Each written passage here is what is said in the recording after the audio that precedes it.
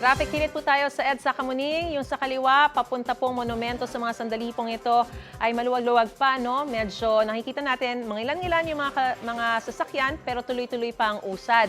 Pulang-pula yung sa kanan, pa Makati City po yan hanggang Pasay, ano?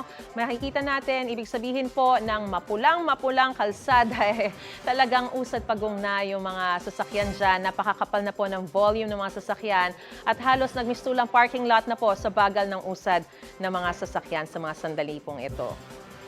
Sa may EDSA Quezon Avenue naman po tayo, ayan, yung sa kaliwang bahagi po ng inyong mga screen papuntang Quiapo, habang yung sa kanang bahagi naman ay papuntang Quezon Memorial Circle.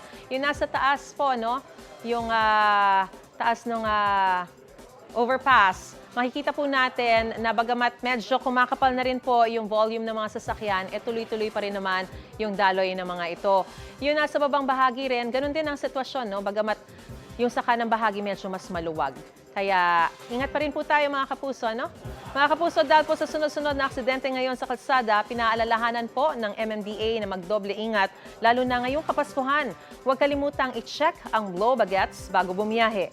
Yan po ang B for battery, L for lights, oil for water, brakes, air, gas, engine, tire, at self o ang inyo pong sarili. Dapat hindi po tayo inaantok habang nagmamaneho, ha? Kung magkakaroon ng aberya sa biyahe, tumawag sa MMDA Hotlines 136 na bukas 24/7. Ingat po tayo mga kapuso! Gusto mo bang mauna sa mga balita? Mag-subscribe na sa GMA Integrated News sa YouTube at tumutok sa unang balita.